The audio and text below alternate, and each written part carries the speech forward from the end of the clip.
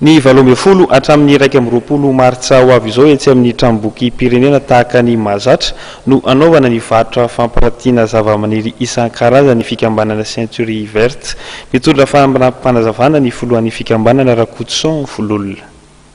Ny hetsika fampirantiana taona io zany dia tokony hoe tafiditra tamin'ny andron'ny 20 marsa iny le izy fa noho ny toetrandro izay nisy teto amintsika moa zany izay ny teraka traboina maro dia voaterina emotra amin'ny 12 marsa ka hatramin'ny 20 marsa zao le izy. Ny toerana misy azy dia ao amin'ny tranomboky pirenena araka ny mahazatra antsika rehetra ihany.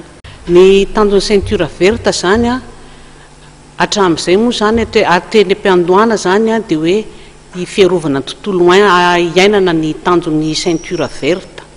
Nitarika ny olona, mampianatra ny olona hoe ohatra ny ahoana ny fiarovana ny tontolo ny aina amin'ny alalan'ny zavamaniry zany.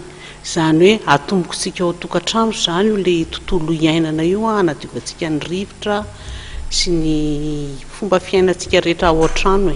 Ny zavamaniry ho hitantsika ao dia ngamba tsy ho ary voatanisako eto avokoa fa ny tena singaniko manokana amin'izany aloha dia hoe ny voninkazo izay tena maro mpakafy tokoa amin'ny tsika rehetrarehetra indrindra fa ny vehivavy eny lehilahy koa aloha dia hitako fa tena maro mihitsy ny tia voninkazo.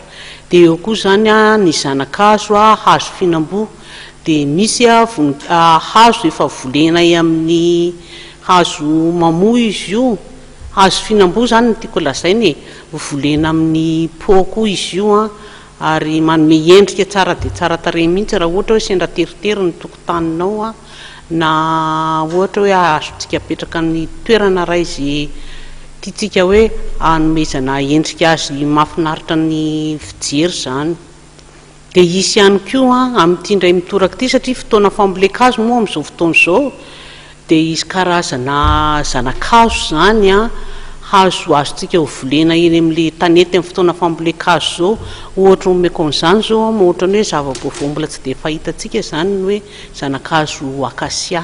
Mbola misy ihany koa zany ny bonsai eo sy le zavatra maniriniry ohatra hoe anitranitra kely fanaontsika amin'ny sakafo sy zao manko hita hoe tena sarotra mihitsy le fiainana indrindra ao anatin'izao tondratrano zao.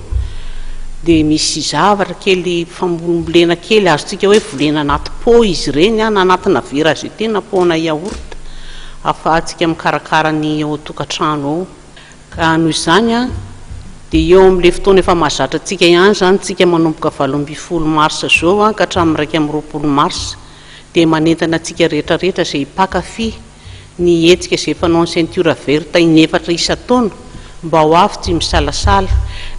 Saika adiniko kely fa ny alakamisy zany ohatrany hoe misy araky ny fanaontsika mahazatra zany misy torolalana na fampianarana kely mikasika ny hoe inona indray zany no zavamaniry hoentintsika manadio ny tontolo iainana amin'ny andro eo manomboka amin'ny 2 ora.